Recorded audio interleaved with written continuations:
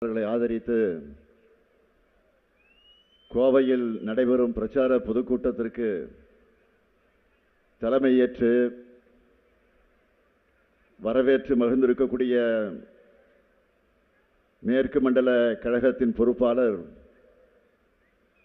சட்டமன்ற உறுப்பினர் என்னுடைய இணைய சகோதரர் செயல் வீரர் செந்தில் பாலாஜி அவர்களே, தோழமை கட்சிகளை சார்ந்த தலைவர் பெருமக்கள், அருமை சகோதரர் கொங்கு ஈஸ்வரன் அவர்களே, திரு வெண்மணி அவர்களே, திரு அதிகமானவர்களே, திரு நாகை திருவள்ளுவன் அவர்களே, திரு ஜக்கையன் அவர்களே, திரு ராமகிருஷ்ணன் அவர்களே, கழகத்தின் மூத்த முன்னோடிகள், முன்னாள் அமைச்சர்கள், என்னுடைய அன்பிற்கினிய அண்ணன் கண்ணப்பன் அவர்களே, அன்புக்குரிய பொங்கலூர் பழனிசாமி அவர்களே, கோவை மாவட்ட கழகத்தினுடைய செயலாளர்கள் ரவி அவர்களே, தளபதி முருகேசன் அவர்களே, செந்தமிழ் செல்வன் அவர்களே, நாடாளுமன்ற உறுப்பினர் கணபதி ராஜ்குமார் அவர்களே, தோழமை கட்சிகளின் மாவட்ட செயலாளர்களே, மாவட்ட பொறுப்பாளர்களே, தலைமை கழகத்தின் நிர்வாகிகளே, கோவை மாவட்ட கழக நிர்வாகிகளே, பத்திரிகை மற்றும் ஊடகத்துறை சார்ந்த நண்பர்களே, வணக்கத்திற்குரிய வாக்காளர் பெருமக்களே, பெரியோர்களே, தாய்மார்களே, என் உயிரோடு கலந்திருக்கக்கூடிய தலைவர் கலைஞர் அவர்களின் உயிரினும் உயிரான அன்பு உடன்பிறப்புகளே, உங்கள் அனைவருக்கும் என்னுடைய அன்பான வணக்கம். 2021ஆம் ஆண்டு திராவிட மாடல் ஆட்சி அமைஞ்சதிலிருந்து நான் அதிக முறை வந்த மாவட்டம் எது தெரியுமா? சொல்லுங்க, தெரியுமா? இந்த கோவை மாவட்டம்தான். இன்னும் சொல்லப்போனா ஆட்சிக்கு வந்தப்போ கொரோனா என்ற கொடிய நோய் உச்சத்தில் இருந்துச்சு. முதலமைச்சரான அடுத்த மாசமே பிபிஇ கிட் அணிந்து கொண்டு கோவை இஎஸ்ஐ மருத்துவமனையில் கொரோனா தடுப்பு பணிகளை ஆய்வு பண்ணியவன் தான் இந்த ஸ்டாலின் என்பது உங்களுக்கு தெரியும். அதிலிருந்து தொடர்ந்து பலமுறை அரசு நலத்திட்ட நிகழ்ச்சிகள், கள ஆய்வில் முதலமைச்சர் ஆய்வுக் கூட்டங்கள், தமிழ் புதல்வன் திட்ட தொடக்க விழா, உலக புத்தொழில் மாநாடு, பல்வேறு திறப்பு விழாக்கள், பல்வேறு அடிக்க நாட்டு நிகழ்ச்சிகள், ஏதாவது ஒரு விழாவுக்கு வந்துகிட்டு தான் இருப்பேன். கோவையும் என்னுடைய ஊர்தான் என சொல்லத்தக்க அளவுக்கு கோவையோட நான் ஒன்றி போயிருக்கிறேன். அதனால தான் இப்போ கூட நடைபெறவுள்ள சட்டமன்ற தேர்தலுக்கான முதற்கட்ட பரப்புரையிலேயே கோவைக்கு வந்துட்டேன். இப்போ வேட்பாளர்களை நான் உங்களுக்கு அறிமுகப்படுத்த போகிறேன். முதல்ல கோவை தெற்கு சட்டமன்ற தொகுதி நமது வெல்லும் வேட்பாளர் வி செந்தில் பாலாஜி அவர்கள், முன்னாள் அமைச்சர், கழகத்தின் மேற்கு மண்டல பொறுப்பாளர். அவரை பற்றி உங்களுக்கு அறிமுகம் செய்ய தேவையில்லை. செந்தில் பாலாஜி என்றாலே செயல் வீரர், செயல் வீரர் என்றாலே செந்தில் பாலாஜி. நினைச்சதை சாதிச்சு காட்டுபவர் செந்தில் பாலாஜி. அதனால தான் கோவையில் நிற்கிறார். எந்த வேலையை ஒப்படைச்சாலும் அதை சிறப்பாகவும் எதிர்பார்த்ததற்கு மேலேயும் செய்யக்கூடிய ஆற்றலை பெற்றவர். அவருக்கு நீங்கள் எல்லாம் உதயசூரியன் சின்னத்தில் உங்களுடைய பொன்னான வாக்குகளை அளிக்கணும். அடுத்து கோவை வடக்கு சட்டமன்ற தொகுதியில் நமது வெல்லும் வேட்பாளர் துரை செந்தமிழ்ச்செல்வன் அவர்கள் பாரம்பரிய திராவிட முன்னேற்றக் கழக குடும்பத்தை சார்ந்தவர்.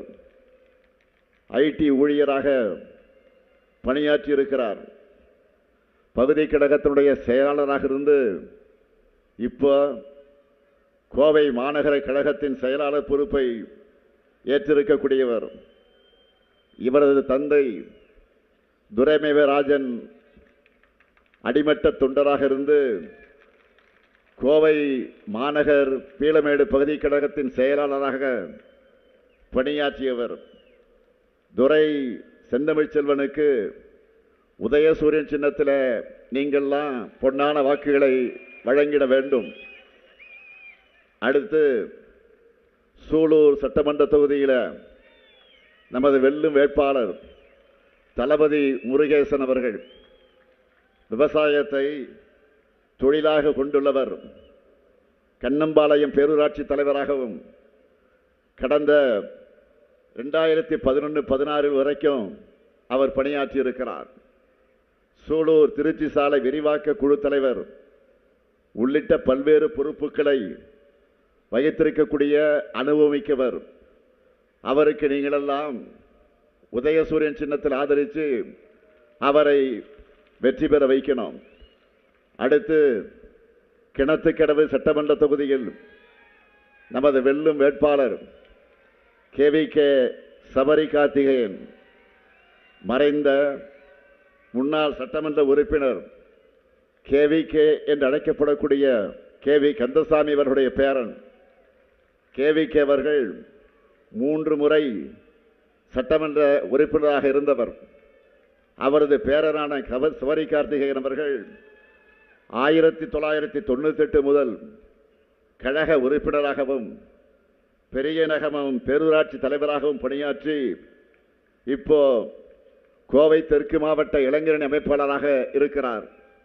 அவருக்கு உதயசூரியன் சின்னத்தில் ஆதரித்து நீங்கள் அவரை வெற்றி பெற வைக்கணும். பொள்ளாச்சி சட்டமன்ற தொகுதியில் கொங்கு நாடு மக்கள் தேசிய கட்சியை சார்ந்த வெல்லும் வேட்பாளர் திரு நித்யானந்தம் அவர்கள் இங்கு நம்முடைய மேடையில் இருக்கும் சகோதரர் ஈஸ்வரன் ஆதரவு பெற்ற வேட்பாளர். அவரால் அறிவிக்கப்பட்டிருக்கக்கூடிய வேட்பாளர்.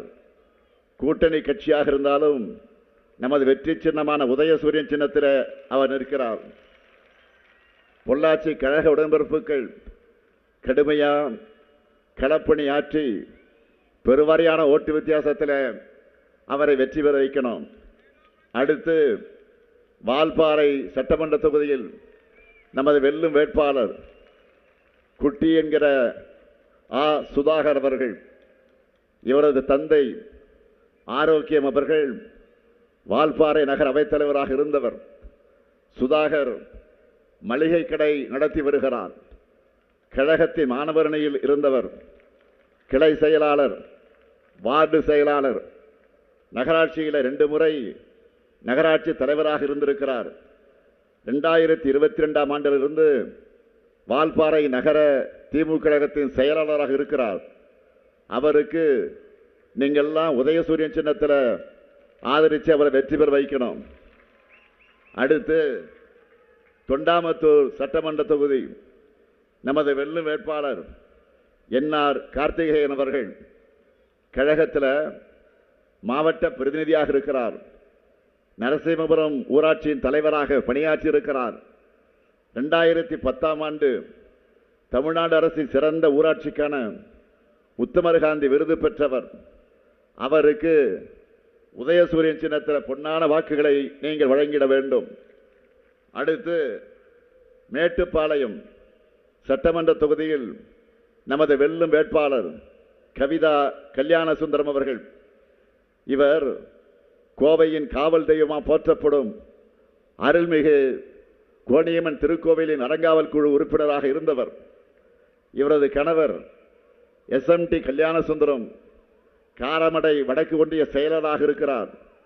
கவிதா கல்யாணசுந்தரம் அவர்களுக்கு மேட்டுப்பாளையத்தில் இருக்கக்கூடிய மக்கள் உதயசூரியன் சின்னத்தில் நீங்கள் வாக்கினை வழங்கி வெற்றி பெற வைக்கணும்.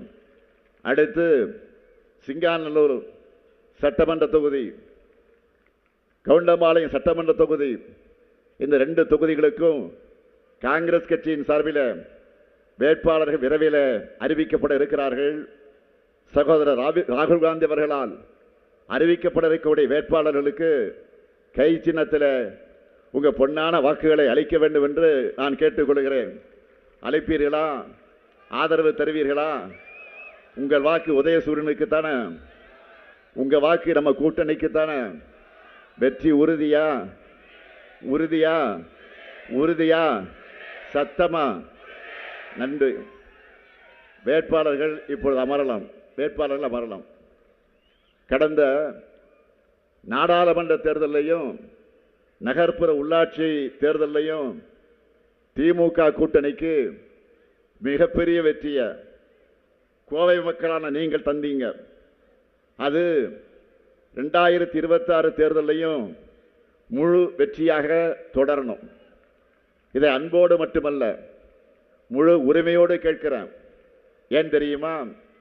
திராவிட மாடல் ஆட்சியில் கடந்த 5 ஆண்டு காலத்தில் அந்த அளவுக்கு இந்த மேற்கு மண்டலத்திற்கு, குறிப்பாக கோவைக்கு பல்வேறு சாதனை திட்டங்களை நாங்கள் செஞ்சிருக்கிறோம். உண்டா இல்லையா? அந்த உரிமையில தான் உங்ககிட்ட முழு வெற்றியை கொடுங்கன்னு கேட்கிறேன். எல்லாத்தையும் சொல்ல நான் விரும்பல, நேரம் இல்லை. அதனால சில பெரிய திட்டங்களை மட்டும் ஹைலைட்டா சொல்ல விரும்புகிறேன். கோவையில் தினமும் ஆயிரக்கணக்கில் மக்கள் கூடி மகிழக்கூடிய செம்மொழி பூங்கா, அடுத்து தமிழ்நாட்டிலேயே நீளமான ஜிடி நாயுடு மேம்பாலம். இந்த பாலத்தை சின்னியம்பாளையம் முதல் நீலாம்பூர் வரை இன்னும் 5 கிலோமீட்டருக்கு நான் நீட்டிக்க போறோம். எப்போ? ஆட்சிக்கு வந்ததுக்கு பின்னால. ஆர்எஸ்புரம் மாநகராட்சி மேல்நிலைப் பள்ளியில் உலக தரத்தில் ஹாக்கி மைதானம். இதே போல ஆத்துப்பாலம் முதல் உக்கடம் சந்திப்பு ஒப்பனக்கார வீதி வர உயர்மட்ட மேம்பாலம். இருகூர் பீளமேடு ரயில் நிலையங்களுக்கு இடையே சாலை மேம்பாலம். பில்லூர் 3ஆம் குடிநீர் திட்ட பணிகள். கோவை விளாங்குறிச்சியில் எல்காட் தகவல் தொழில்நுட்ப மையம் நவீனமயமாக்கப்பட்டு தகதகன்னு ஜொலிக்கக்கூடிய உக்கடம் பேருந்து நிலையம். விசைத்தறி மற்ற சிறு தொழில்களுக்கு மின் கட்டணம் குறைக்கப்பட்டிருக்கு. விசைத்தறிக்கு 1000 யூனிட் இலவச மின்சாரம் வழங்கப்படுது. கோவை வெள்ளலூர் பகுதிகளில் தொல்லியல் ஆய்வுகள் நடக்க இருக்கு. கோவை குறிச்சி தொழிற்பேட்டையில் தங்க நகை பூங்கா அமைக்க அடிக்கல் நாட்டப்பட்டிருக்கு. இது எல்லாத்துக்கும் மேல கோவை காந்திபுரத்தில் 300 கோடி ரூபாயில் பெரியார் அறிவுலகம் கட்டுமான பணிகள் முடிஞ்சு தேர்தல் ரிசல்ட் வந்ததற்கு பிறகு உங்களால் நான் முதலமைச்சராக பொறுப்பேற்று விரைவில் முதல் நிகழ்ச்சியாக அந்த நிகழ்ச்சி தான் என்பதை நான் பெருமையோடு தெரிவிக்க விரும்புகிறேன். கோவையில் திராவிட மாடலின் இந்த சாதனை சரித்திரம் தொடர திராவிட முன்னேற்ற கழக தலைமையிலான மதச்சார்பற்ற கூட்டணிக்கு உங்கள் வாக்குகளை நீங்கள் வழங்க வேண்டும். 2021 தேர்தலின் போது கொடுத்த வாக்குறுதிகள் மட்டுமல்ல, கொடுக்காத பல்வேறு திட்டங்களையும் நிறைவேற்றி காட்டிட்டு உங்க முன்னாடி இன்றைக்கு நான் கம்பீரமாக நின்று கொண்டிருக்கிறேன். திரு பழனிசாமி அவர்களின் ஆட்சியில செஞ்ச சாதனைகளை இதுபோல் நான் சொன்னது போல பட்டியலிட்டு சொல்ல முடியுமா? 10 ஆண்டு கால ஆட்சியில மக்களுக்கு கொடுத்த வாக்குறுதிகளை நிறைவேற்றினாங்களா? அதுவும் இல்லை. 2016 தேர்தல் அறிக்கையில் சொன்னது எதையும் அவர் செய்யல. இந்த லட்சணத்தில் அதிமுகவை பார்த்து நாம தேர்தல் அறிக்கையை காப்பியடிச்சுட்டோம்னு வாய் கூசாம சொல்லுகிறார் திரு பழனிசாமி அவர்கள். திமுக செயல்படுத்தி வர கலைஞர் மகளிர் உரிமை திட்டம், கட்டணமில்லா விடியல் பயணம்னு பழனிசாமி தான் நம்ம திட்டங்களை ஒண்ணு விடாம காப்பி அடிச்சு அறிக்கையாக வெளியிட்டிருக்கிறார். 10 ஆண்டு ஆட்சியில் இருந்தோம். அதிமுக ஆட்சியின் சாதனைகள் திட்டங்கள்னு பட்டியல் போட அவர்கிட்ட எதுவும் இல்லை. இந்த கஷ்டம் பழனிசாமியை விட அவருடைய ஓனருக்கார பாருங்க, முதலாளி பிரதமர் மோடி அவர்களுக்கு இன்னும் அதிகம் இந்த பிரச்சனையில். அவராலையும் தமிழ்நாட்டுக்கு செஞ்ச சிறப்பு திட்டம்னு எதையும் சொல்ல முடியாது. பெரும்பாலும் வெளிநாடுகளே வாழுகிற நம்ம பிரதமர் மோடி அவர்கள் தேர்தல் வந்துட்டா போதும், தேர்தல் சீசன் காரணத்தால இப்போ அடிக்கடி தமிழ்நாடு வரார். இப்போ கூட 4ஆம் தேதி சென்னையில் ரோடு ஷோ பண்ண வராராம், செய்தி வந்துச்சு. இதனால யாரு மகிழ்ச்சி அடைகிறாங்களோ இல்லையோ, நாங்க மகிழ்ச்சி அடைகிறோம்.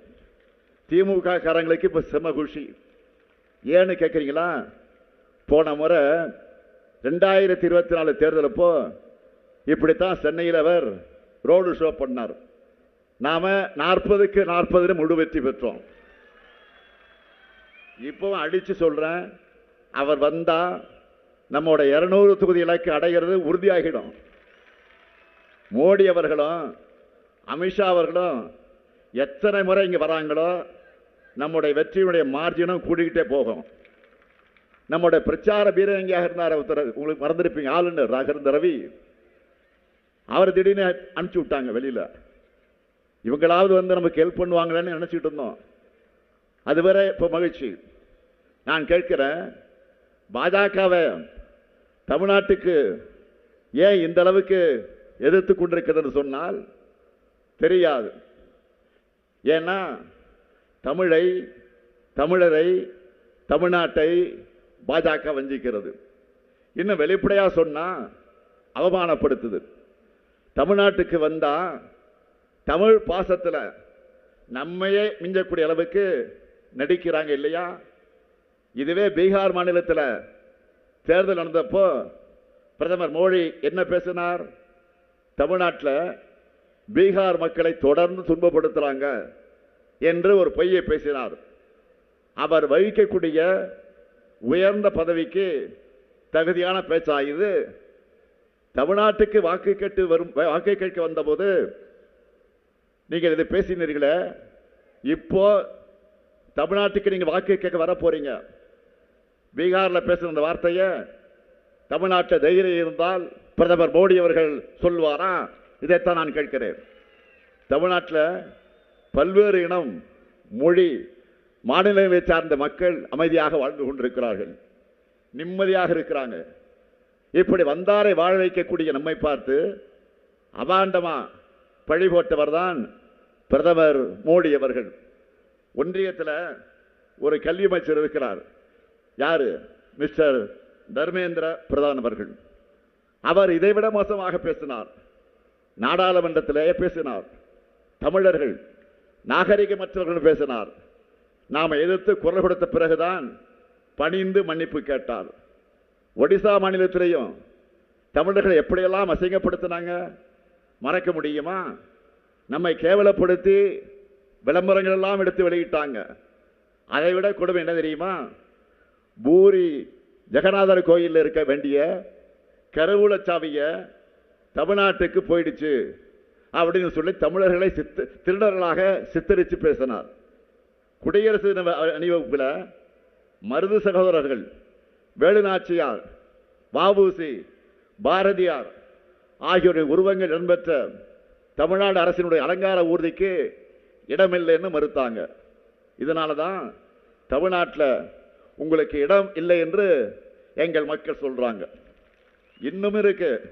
கர்நாடகத்தை சார்ந்த ஒன்றிய அமைச்சர் சோபா அவர்கள் தமிழ்நாட்டில் இருந்து வந்து கர்நாடகாவில் வெடிகுண்டு வைக்கிறாங்கன்னு பேசி பிரச்சனை ஆன பிறகு மன்னிப்பு கேட்டாரா இல்லையா? இதெல்லாம் தான் பாஜகவினுடைய உண்மையான குணம். தமிழ் மீது வெறுப்பு ஊறி போய் இருக்கக்கூடிய குணம் அவர்களுக்கு. கோவை மதுரைக்கான மெட்ரோ ரயில் திட்டங்களை கூட நிராகரித்திருக்கக்கூடிய அரசு தான் இன்றைக்கு இருக்கக்கூடிய ஒன்றிய பாஜக அரசு. 20 லட்சம் மக்கள் தொகை இல்லைன்னு சொல்லி இருக்காங்க. 2011ஆம் ஆண்டு மக்கள் தொகை கணக்கெடுப்பு வச்சு அப்படி சொல்றாங்க. இப்போ நடக்கிறது 2026. மக்கள் தொகை இப்போ வெகுவாக கூடியிருக்கு. இன்னும் சொன்னா இந்த திட்டத்திற்கு பணம் ஒதுக்கி அதை நிறைவேற்றி முடிக்கும் போது 2035ஆம் ஆண்டே ஆகியிருக்கும். அப்போ கோவை மதுரை மக்கள் தொகை இவங்க சொல்ற 20 லட்சத்தை எல்லாம் தாண்டி இருக்கும். இதெல்லாம் அவங்களுக்கு தெரியாதுன்னு நினைக்கிறீங்களா? நல்லா தெரியும். தெரிஞ்சேதான் கோவைக்கும் மதுரைக்கும் மெட்ரோ ரயில் திட்டம் கிடையாதுன்னு பாஜக மறுக்குது. ஆளே இல்லாத கடையில் டீ காத்துற மாதிரி ஆக்ராவில் மெட்ரோ விட்டு இருக்கு பாஜக. ஆக்ராவில் மெட்ரோ விட்டு இருக்கு. ஆக்ரா மக்கள் தொகை எவ்வளவு? 16 லட்சம் தான். ஆனால் அங்கே மெட்ரோவுக்கு அனுமதிக்கிறாங்க. இதே போல தான் பாட்னா, போகல் ஆகிய நகரங்களே அனுமதி தந்திருக்கிறாங்க. ஆனால் கோவைக்கும் மதுரைக்கும் மறுக்க வேண்டிய அவசியம் என்ன? காரணம் என்ன? இந்த 2 நகரமும் தமிழ்நாட்டில் இருக்கிற காரணத்தால் தான். தமிழ்நாட்டை பார்த்தா பாஜகவுக்கு எப்படி தெரியுது? பாஜகவுக்கு வாக்களிக்காதது என்ன பாவ செயலா? கோவையை கைப்பற்ற வேண்டும் என்று பாஜக துடிக்குது. கோவை மக்களுக்கு இப்படி அநீதி இழைச்சிட்டு எந்த முகத்தோட நீங்க கோவைக்கு வரீங்க? தேர்தல் நேரத்தில் மட்டும் இவங்களுக்கு தமிழ்நாடு நினைவுக்கு வரும். ஒன்றிய பட்ஜெட் தயாரிக்கிற போது தமிழ்நாட்டை மொத்தமாக மறந்துடுவாங்க. இயற்கை பேரிடருக்கு நிவாரண நிதி தருகிற போது தமிழ்நாடு நினைவுக்கு வராது. இப்படியெல்லாம் நீங்க தமிழ்நாட்டை பழிவாங்குகிற காரணத்தால் தான் எங்க மக்களும் வாக்குச்சாவடிக்கு போகும்போது பாஜக நினைவுக்கு வராது. இனியும் வரக்கூடாது. நீங்க என்னதான் திட்டம் போட்டு எங்க வளர்ச்சியை தடுத்தாலும் என் மக்களுக்கான திட்டங்களை இந்த முத்துவேல் கருணாநிதி ஸ்டாலின் கொடுத்துக்கிட்டே இருப்பான். நம்ம திராவிட மாடல சாதனைகளை நாம வெற்றியாக படைச்சுக்கிட்டே இருப்போம். இவற்றோட தொடர்ச்சியா அடுத்த 5 ஆண்டுகளில் திராவிட மாடல் 2.0 ஆட்சியில் என்னென்ன செய்ய போறோம்னு தேர்தல் அறிக்கை வெளியிட்டு இருக்கிறோம். இந்த தேர்தலுடைய அறிக்கை என்பது இந்த தேர்தலில் இதுதான் சூப்பர் ஸ்டார் திமுக தேர்தல் அறிக்கை. அந்த அறிவிப்புகளை நீங்கள் எல்லாம் பார்த்தீங்களா இல்லையா? பார்த்தீங்களா இல்லையா? 2030ஆம் ஆண்டுக்குள்ள தமிழ்நாட்டை மொத்தமா எப்படி மாற்றி அமைக்க போறோம் என்பதற்கான தெளிவான செயல் திட்ட அறிக்கையா திமுகவுடைய தேர்தல் அறிக்கை அமைஞ்சிருக்கு. நம்ம கவர் பண்ணாத செக்டாரே இல்லை. ஹைலைட்டா பெரும் வரவேற்பு பெற்றிருக்கக்கூடிய சில வாக்குறுதிகள் மட்டும் நான் சொல்ல விரும்புகிறேன். இந்தியாவுக்கே மாடலாக இருக்கக்கூடிய மகளிர் உரிமை தொகை இனி மாதம் 1000 ரூபாய் அல்ல, மாதம் 2000 ரூபாய் எல்லோருக்கும். மகிழ்ச்சி தானே? மகிழ்ச்சியா இல்லையா? அதுக்கான ட்ரெய்லர் தான் கோடைக்கால சிறப்பு நிதி சேர்த்து அண்மையிலே கொடுத்த 5000 ரூபாய். அதே போல புதுமை பெண் தமிழ் புதுவன் திட்டத்தில் கல்லூரிக்கு போகக்கூடிய மாணவர்களுக்கு இப்போ மாதந்தோறும் 1000 ரூபாய் வழங்கிட்டு வரோம். இனி அதை 1500 ரூபாயாக உயர்த்தி வழங்க போறோம். அதே போல காலை உணவு திட்டத்தை 8ஆம் வகுப்பு வரை விரிவுபடுத்த போறோம். ஏற்கனவே 19 லட்சம் குழந்தைகள் சாப்பிடுறாங்க. ஆனால் இப்பொழுது இன்னும் 17 லட்சம் மாணவர்களுக்கு சூடான சுவையான உணவு பள்ளிக்கூடத்தில் கிடைக்க போகுது. எல்லாவற்றுக்கும் மேலாக இல்லத்தரசிகள் ஒவ்வொருத்தரும் மகிழ்ச்சி அடைகிற மாதிரி ஒரு அல்டிமேட் அறிவிப்பை வெளியிட்டு இருக்கிறோம். அது என்ன சொல்லுங்க? 8000 ரூபாய் கூப்பன். எதுக்கான கூப்பன்? இல்லத்தரசிகளான நீங்க உங்களுக்கு தேவையான வீட்டிற்கு தேவையான உபயோக பொருளை உங்க ஊர்ல உங்களுக்கு விருப்பமான கடையில் உங்களுக்கு பிடிச்ச மாதிரி வாங்கிக் கொள்வதற்கான கூப்பன். புது பொருளாகவோ இல்லை பழைய பொருளை கொடுத்துட்டு எக்ஸ்சேஞ்சோ எல்லாமே உங்க சாய்ஸ் தான். புடவை கடைக்கு போனால் கலர் நல்லா இருக்கா, இந்த கலர் நமக்கு சூட் ஆகுமா இது சாயம் போகுமா, இது கலர் மங்கிடுமா, இதெல்லாம் பார்ப்பீங்க. ஏன் லைட்டில் முன்னாடி வச்சு அவன் மெர்க்குரி லைட்லாம் போட்டு வச்சுருப்பான். அதெல்லாம் பார்த்து தொட்டு பார்த்து தடவி பார்த்து இது சிலுக்கா நைலக்ஸா காட்டனா இந்த கேள்வியெல்லாம் கேட்டு இதெல்லாம் உனக்கு அனுபவம் எப்படின்னு கேட்டுறாதீங்க, இயல்பை சொல்லலாம். ஆக இப்படி ஒரு புடவை வாங்க. அதே போல் இப்போ உங்கள் சாய்ஸ் தான். Washing machine, fridge, TV, grinder, mixie, microwave அவன், மின் அடுப்பு. ஆக எந்த பொருளையும் நீங்கள் வாங்கிக்கலாம், உங்களுடைய சாய்ஸ் தான். இன்னைக்கு தமிழ்நாடு முழுக்க இந்த திட்டத்தை பற்றி தான் எல்லாரும் பேசிக்கிட்டு இருக்காங்க. நாங்கள் ஏற்கனவே செயல்படுத்துகிற திட்டங்களுக்கு பேர அந்த பேரை மட்டும் மாற்றி இன்னைக்கு அதிமுக தேர்தல் அறிக்கையை வெளியிட்ட எதிர்க்கட்சி தலைவர் பழனிசாமி அவர்கள் கூட நினைச்சிருப்பார், இன்னும் சில நாட்கள் பொறுத்திருந்து பார்த்து அறிவிச்சிருக்கலாமோ அப்படின்னு புலம்பிட்டு இருப்பார். இப்போ அந்த அளவுக்கு நம்ம இல்லத்தரசி திட்டம் எல்லா இல்லத்துக்கும் போய் சேர்ந்திருக்கு. அதே போல உலகுக்கே உணவளிக்கக்கூடிய உழவர்களை மகிழ்விக்க ஒரு மாபெரும் அறிவிப்பை வெளியிட்டிருக்கிறோம். இலவச மின்சாரம் பெறக்கூடிய 20 லட்சத்துக்கு மேற்பட்ட விவசாயிகளுக்கு எந்தவித மீட்டரும் பொருத்தப்படாத நவீன மின்சார பம்பு செட்டுகள் வழங்கப்படும். எல்லாரும் பழைய பம்பு செட்டு வச்சிருப்பீங்க, சிலது அடிக்கடி ரிப்பேர் ஆகும். அதை நம்முடைய திராவிட மாடல் ஆட்சியில் அரசே இனி வாங்கி தரும். இதனால விவசாயிகள் மட்டுமல்ல, கோவையில் நலிந்திருக்கக்கூடிய மோட்டார் தயாரிக்கக்கூடிய தொழிலும் சிறக்க போகுது. இந்த கூட்டத்திற்கு வருவதற்கு முன்பே இந்திய பம்பு உற்பத்தியாளர் சங்கத்தில் எனக்கு நன்றி சொல்லிட்டு போனாங்க. நெல் கொள்முதல் விலை குவிண்டால் ஒன்றுக்கு 3500 ரூபாயாக உயர்த்தி வழங்கப்படும். பால் கொள்முதல் விலை லிட்டர் ஒன்றுக்கு 5 ரூபாய் உயர்த்தி வழங்கப்படும். முதியோர் உதவித்தொகை இனி மாசம் 2000 ரூபாயாக உயர்த்தி வழங்கப்படும். மாற்றுத்திறனாளிகளுக்கான உதவித்தொகை 2500 ரூபாயாக உயர்த்தி வழங்கப்படும். மகளிர் சுய உதவிக்குழு அந்த சகோதரிகளுக்கு ஒரு அறிவிப்பீங்கெல்லாம் நிறைய பேர் வந்திருப்பீங்க. உங்களை எல்லாம் பிஸ்னஸ் உமனா முன்னேற்ற வேண்டும் என்ற வகையில் சூரிட்டி எதுவும் இல்லாமலேயே 5 லட்சம் ரூபாய் வரை மானியத்தோடு வங்கி கடன் வழங்கப்படும். உயர்கல்வி படிக்கிற 35 லட்சம் மாணவர்களுக்கு அடுத்த 5 வருஷத்துக்குள்ள லேப்டாப் வழங்கப்படும். அனைத்து சட்டமன்ற தொகுதிகளிலும் முதல்வர் படைப்பகங்கள் அமைக்கப்படும். மாவட்ட மற்றும் வட்ட அளவிலான அரசு மருத்துவமனைகளில் டயாலிசிஸ் சிகிச்சைக்கான கருவிகள் 2 மடங்காக்கப்படும். நான் முதல்வன் 2.0 திட்டத்தையும் அறிவிச்சிருக்கிறேன். இதன் மூலம் உயர்கல்வி படித்த 5 லட்சம் இளைஞர்களுக்கு 1500 ரூபாய் மாத உதவித்தொகையும் கொடுத்து வேலை வாய்ப்புக்காக 6 மாதம் திறன் பயிற்சியும் கொடுக்க போறோம்.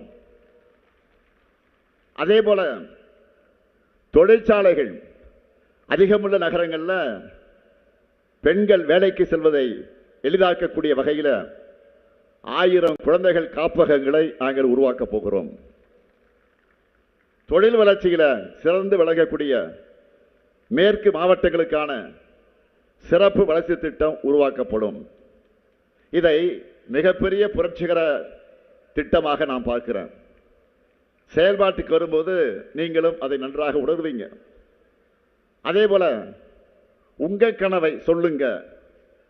அந்த திட்டத்தினுடைய தொடக்க விழா நிகழ்ச்சியில் ஒரு சகோதரி மேடை ஏறி வந்து என்கிட்ட உரிமையா ஒரு கோரிக்கை வச்சாங்க.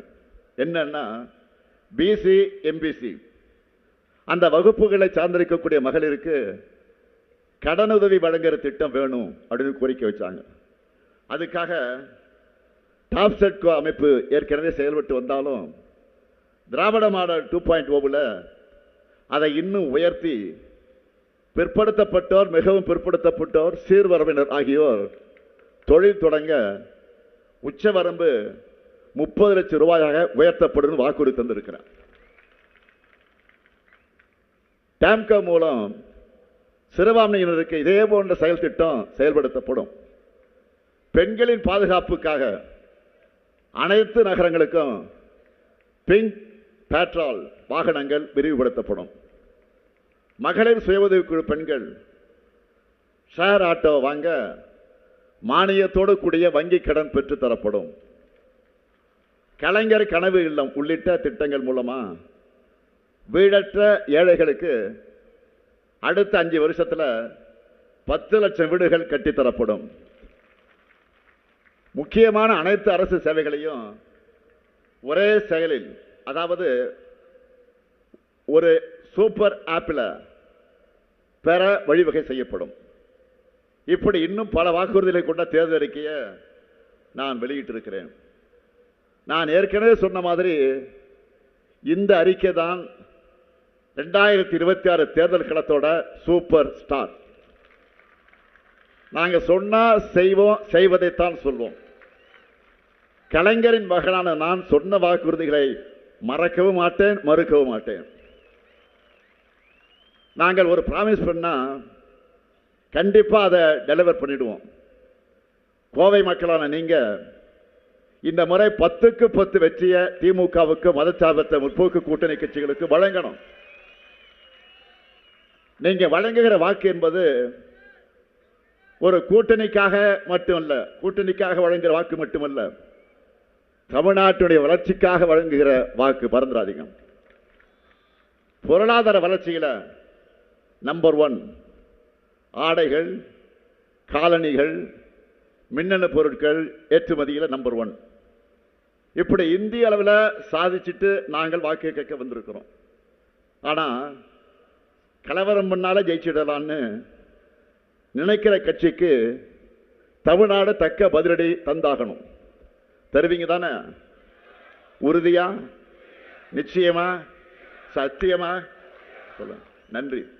மீண்டும் சொல்கிறேன், தமிழ்நாடு அணியா டெல்லி அணியா என்ற இந்த ஜனநாயக போர்ல அரசியல் விருப்பு வெறுப்புகளுக்கெல்லாம் அப்பாற்பட்டு நம்முடைய தாய் தமிழ்நாட்டை காக்க கோவையில் உள்ள எல்லாரும் திமுக தலைமையிலான மதச்சார்பற்ற முற்போக்கு கூட்டணியைத்தான் ஆதரிக்கணும். அதற்கு கோவை தெற்கு சட்டமன்ற தொகுதியிலே வெற்றி வேட்பாளர் சகோதரர் செந்தில் பாலாஜிக்கும், கோவை வடக்கு சட்டமன்ற தொகுதியில வெற்றி வேட்பாளர் செந்தமிழ் செல்வனுக்கும்,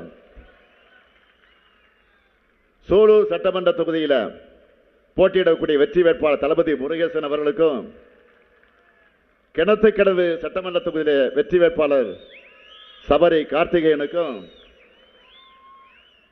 பொள்ளாச்சி சட்டமன்ற தொகுதியிலே கொங்கு நாடு மக்கள் தேசிய கட்சியை சார்ந்த வெற்றி வேட்பாளர் நித்யானந்தம் அவர்களுக்கும், வால்பாறை சட்டமன்ற தொகுதியிலே வெற்றி வேட்பாளர் சுதாகருக்கும், தொண்டாமுத்தூர் சட்டமன்ற தொகுதியிலே வெற்றி வேட்பாளர் என்ஆர் கார்த்திகேயனுக்கும், மேட்டுப்பாளையம் சட்டமன்ற தொகுதியிலே வெற்றி வேட்பாளர் கவிதா கல்யாண சுந்தரத்துக்கும், இந்த 8 பேருக்கும் உதயசூரியன் சின்னத்தில் வாக்களித்து பெருவாரியான வாக்கு வித்தியாசத்தில் வெற்றி பெற வைக்கணும்.